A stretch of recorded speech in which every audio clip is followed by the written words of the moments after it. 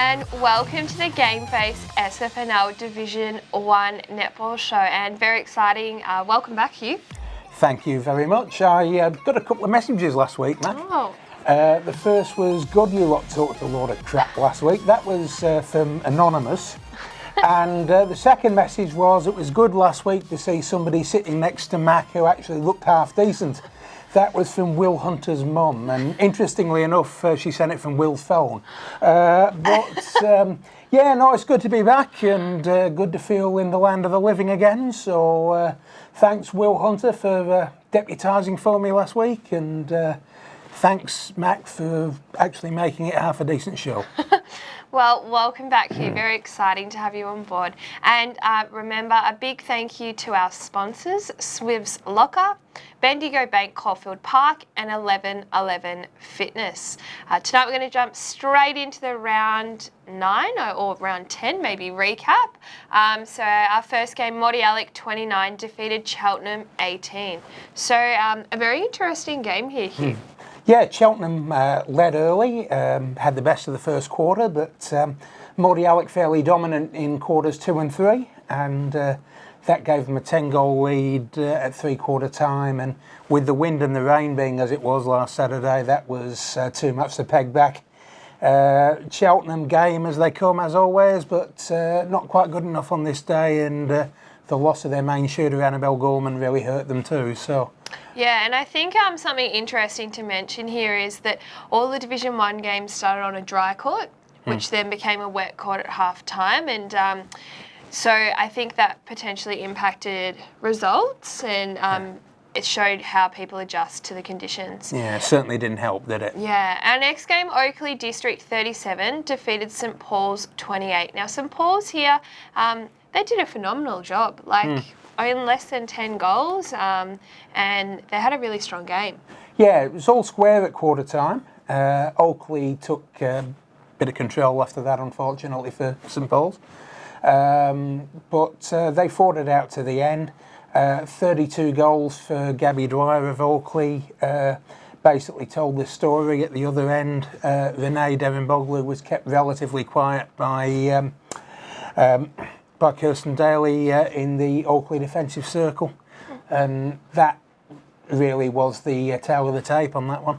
Yeah, and interesting there to see St Paul's last week having a really strong start against Cheltenham, and then the same again. So it seems like St Paul's have nailed their first quarter. It will be interesting to see in the coming weeks if they can put together the second, third and fourth. Both sides in this game were without quite a few of their first choice side. And it probably affected St Paul's more than it affected Oakley, to be honest. And our final game there was Caulfield 15 defeated by Heatherton 48. And unfortunately for Caulfield, this was just another sort of loss in their tally, really. A bit of a bath, this one, wasn't it, really? Caulfield are really starting to show the signs of a long, hard season, and looking rather battle-weary, to be quite honest. Heatherton, on the other side of the coin, are really running on top of the court and really looking good in the run into finals in a month's time.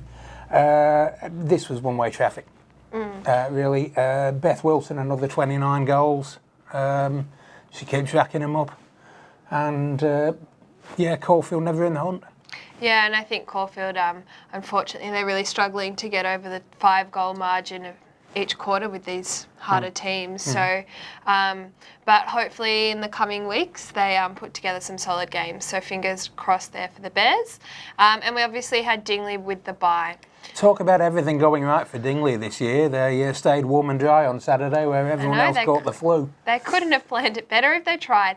But looking at the ladder here, we have Dingley still clearly out on front on 32, Heatherton 28, Oakley District 20, and I guess our big mention this week is Morty Alec is back in the top 4 on 16 points, but Cheltenham is chasing their tail on 16 as well, and looking closely there, it's a very tight race. Yeah, look, you wouldn't tip who will finish in the 4 with any great confidence at the moment. Dingley and Heatherton look fairly settled, but sides 3 to 5 are really In the mix. in the mix for those last couple of spots in the 4. And really, Caulfield are close enough if they can get a decent side on the park and really start moving with it. So, look, there's plenty to play for over the last 5 rounds, and we shall see. Yeah, very interesting there. And now going into Hugh, your favourite segment. Under the bus. Have you got anything for us? Well, I suppose we can throw Sue Kimber under the bus, can't we? Oh, is that so? So I'm not going to be very popular, obviously, through the coming week, but we had some rather damp score sheets in the inclement weather last Saturday, and poor old Sue had a heck of a time getting them dry. Sue, have you ever heard of a clothes horse? Maybe peg 'em up, might do the job, and peg 'em up in front of a heater. And I know, and like by looking at the photos, it was on cold tiles too, and all I could see was the heater blowing the sheets around. So, Sue, we hope you got some got them dry, but maybe next time try the clothes horse, and it might be a better result. Don't do what a rather somebody who will remain nameless once did, and that was try and put them in the microwave. It doesn't work out well. Look, I hope nobody ever tries that one. It ends in tears.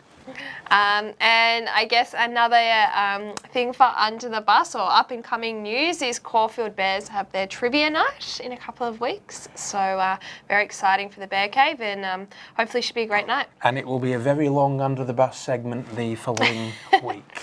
I'm sure it will be. But remember, if you have any content for us for Under the Bus, please get in touch with GameFace through the SFNL Netball group, and make sure you're letting us know what's going around at your club.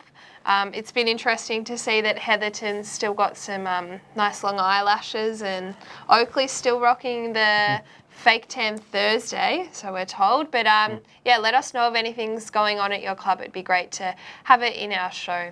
But last week we asked you whether or not SFNL should bring in a standalone time slot for the Division 1 Grand Final. Now, Hugh, before we go to our results on that, are you for the standalone Division 1 time slot, or? Absolutely. Yeah. Absolutely. I think the Division 1 time slot, being a standalone, could add to the atmosphere with everyone at the complex looking on at the same court. A lot of noise, a lot of barracking, a lot of atmosphere, and might mean that it's a rather early start in the morning for one time slot, because you're probably going to have you might have to have full time slots in doing it.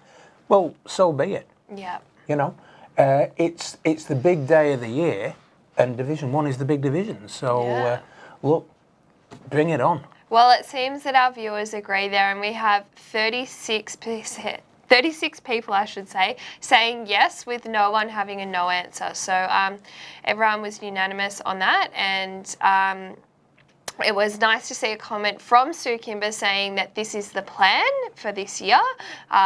So nice to have our voice sort of being heard down the line, and conversations at the courts. And one thing I will say is, and I've thrown Sue under the bus today, and I've thrown her under the bus more than once this year, but Sue has really embraced innovation this year in a couple of different ways. And it's good to see. Some things are going to work, some aren't. Look, let's be honest, that's the way it's always going to be. But if you don't try things, you don't know. Yeah. So, very nice. And with those comments from our last poll last week, it was interesting to see everyone getting involved with their thoughts and opinions. And we had one comment asking why we play finals on a Sunday when we play all year on a Saturday. When people are committing to a Saturday sport, and come grand final day, it's on a Sunday. And that's quite a fair comment. It has been done that way in the past to give netball its own standalone day where there's no football competing against it. Yeah. And I can understand But the rationale behind that. No, but I think football has competed against it, because I recall last year footy being played at the same time netball was being played, and which is Division 4 semi-finals. And I'm basically saying that's why it was done in the original year and in the outset. Yeah. And I could see the logic behind that. I have a funny feeling that there might be a few differences in the scheduling this year, if not this year, the next year, and maybe it might go back to Saturday. I don't know 100%. I've heard a bit of word around the traps that could happen, but again, that's in the lap of the gods. And Sue, who I know watches our programme, might be able to tell us that for next week. Yeah, and my question is, could you even split the grand final day into two and have some on the Saturday and some on the Sunday to try and make sure that everyone can see each other play? Like, there's so many, I guess, ideas out there. But for this week, our question is, what are your thoughts on playing Sunday netball grand finals? Do you love it or do you hate it? Not us. And nobody tell us, could hate you, Mac. Let's hope not. And tell us why, because we're really interested to get your thoughts and opinions and take that back to Sue and the league and trying to enforce some change that's from, I guess, from our listeners and also from our players and spectators to get make the conversation going. Get the conversation going. And look, to be quite honest, I can see pros and cons. Yeah. And, well, let's see what the people think. Yeah, let us know your thoughts. And remember that it's really important you get on board and do that so that we can take this to the league and try and enforce some change there. And our round 11 games. So we have Dingley v Cheltenham. So very interesting there. But it is a Thursday night game on the 4th of July. So a Thursday game, which is great to see. That generally means it's the famous or sometimes infamous Dingley Ladies' Day on the Saturday following. I'm guessing that's the case. But Dingley v Cheltenham, this will be a very good game of netball. They're two sides that play a very attractive brand of game, and something that watchers can be very interested to see. I think Dingley will be too strong. Yeah. But certainly Cheltenham They'll give them a run, that's for sure. Well, they won't back down. Yeah. They'll certainly take it right up to the Premiership favourites. And look, whoever is good enough will win this game. I think it'll be Dingley. Dingley, you've got to hit a flat spot at some point of the season. Will it be this week? I don't know. Yeah, I'm going to tip Dingley there too. And if you're free Thursday on the 4th of July, go down and see some quality netball there. Our next game's Mordialloc v Oakley. So very interesting there to see 3v4 on the ladder. And as you said, there's not a lot in it at the moment. So this game could be the difference for those teams. I think it'll be really strong. But I also think it depends what lineup both of those teams have, and I think that will be a deciding factor on results. Very true. If Mordialloc are anything near full strength, I think they'll win fairly comfortably. If they're not, then it brings Oakley back into the game. I'll tip Mordialloc. Yeah, I'm going to do the same there and also tip Mordialloc. So interesting game there, 3rd v 4th. So I think the game of the round. Yeah, I think so. Really impacting the ladder results-wise.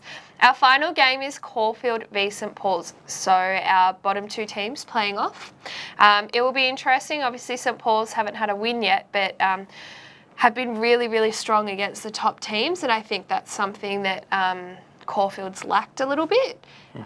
So it will be a really interesting game, and I think that St Paul's are going to come out firing, but I also hope that Caulfield do as well. I remember last time they played, there was only 1 goal of difference. So very close contenders. Who are you going to tip here? It's toss of the coin, isn't it? Yeah, it really is. Caulfield need a little bit of support, I think, for Sophie O'Shea in the goal circle. She's carried a big load this year. like earlier games, it largely depends on what sort of a side Caulfield can put on the court.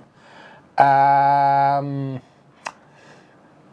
think Caulfield, but only just, and it would not surprise to see St Paul's win this one, but I'll tip Caulfield. Yeah, I'm going to tip Caulfield too. I'm hoping their next win's not far away, and all the best for Saturday, girls. And obviously we have Heatherton with a bye. Now, Hugh, back to our tips. Will actually did a very good job for you last week and managed to get 3 from 3, so very lucky to have him on your team there. And I also I shall mention that I did text him my tips about half an hour before we went on. But I disagree, but that's okay. I think Will had some really strong point of views and was able to make some good choice there. So let's just give him that moment, all right? Okay. But in the leaderboard, I'm still just 1 in front. So very close there. But yeah, it will be interesting to see Saturday's games because I think this round is something that's going to really, really impact the ladder. And results in terms of the top 4 with Oakley and Mordialloc. But that's it for this week, and make sure that you are jumping into the jump on and comment and let us know what you want to see, also your thoughts on the show and anything moving forward. And if you have any content, please make sure you message GameFace through the SFNL Netball group so we can get it on the following show. And as always, a massive thank you to our sponsors, Bendigo Bank, Caulfield Park, 1111 Fitness and Swivs Locker. And remember, what? Get your GameFace on. Yes, get your GameFace on.